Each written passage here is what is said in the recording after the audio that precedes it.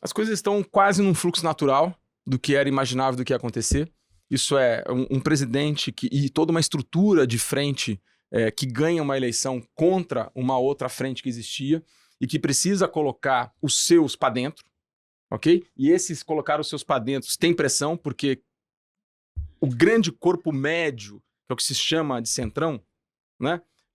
Precisa ter algum incentivo para entrar para dentro, para votar com o governo e etc. É óbvio que pautas que atingem todo mundo não serão ideologizadas, isso é. Então nós cravamos que o marco ia passar no Congresso, como a gente está cravando algumas outras situações que não passarão e etc. Isso dentro de uma naturalidade, de um pêndulo eleitoral que nos parece clássico.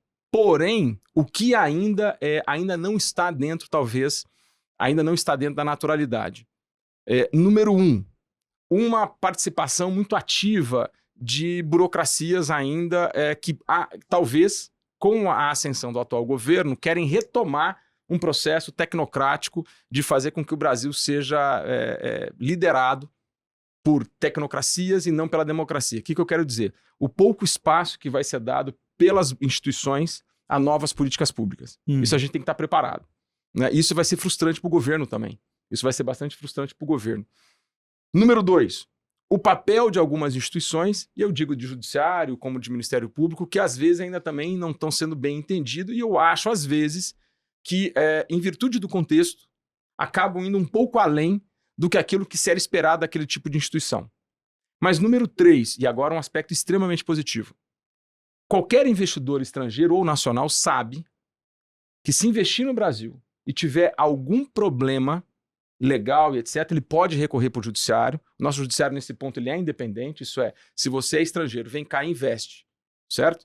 E a SA não divulga o balanço, etc., você pode reclamar na CVM, você pode reclamar no judiciário, etc., e você vai, de certa forma, ganhar esse processo, independentemente se o dono da empresa é amigo ou não do governo.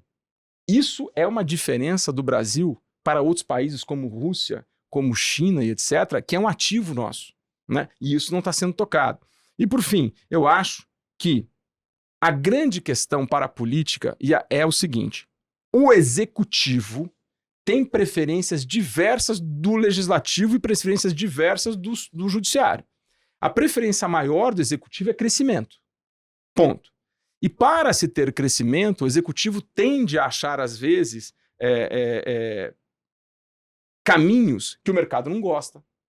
Certo? Por exemplo, para o fiscal. Às vezes um caminho que o executivo quer agrada muito o pessoal de equity, porque vai bombar uma empresa, etc. Mas o pessoal do fiscal fala, não, pelo amor de Deus, isso aqui vai ter estouro daqui a um ano, não dá, né? Então, é isso que a gente fica de olho, e essas preferências do crescimento são absolutamente contrárias, diferentes das preferências do Congresso, porque as preferências do Congresso Nacional são paroquiais. O que um deputado da minha região quer, sou de Pato Branco, Paraná, é extrair dinheiro do Fundo Nacional para levar para Pato Branco, porque assim ele se mantém tendo voto. Isso não tem nada a ver com crescimento. Então as preferências do Executivo e do Congresso, elas não são semelhantes. E aí que está o complexo da coisa, aí que está o trabalheiro da coisa para a gente saber o que está dissonante, o que está consoante, etc. E por fim também, nós temos um judiciário que a partir da Constituição de 88, ele deixou de ficar à margem do sistema e ele passa a ter um papel central. Isso é comum nos países da América Latina, nos países do leste europeu de recém-redemocratização.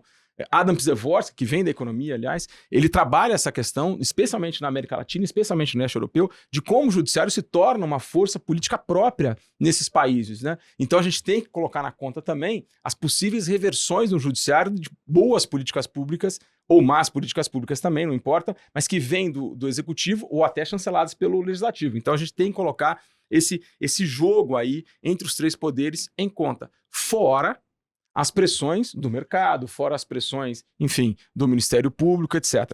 Logo, e sem fugir da sua pergunta, é muita naturalidade. É com muita naturalidade que a nossa casa, a Fato Inteligência Política, está vendo esse maio-junho aí de 2023 em relação ao novo governo. E também estamos vendo com uma certa naturalidade o que pode acontecer nas próximas eleições e ainda mais o que vai acontecer nessas eleições de 2024, que são as eleições municipais, que elas elas têm uma certa diferença da nacional, porque conta muito a questão local, evidentemente. Mas elas dão um certo dique de como o eleitor pensa. Bom, E isso é importante. Então vamos já responder esses 3 pontos. Primeiro que a gente falou na apresentação, né? Maio e junho, por que é um bimestre tão interessante no cenário político?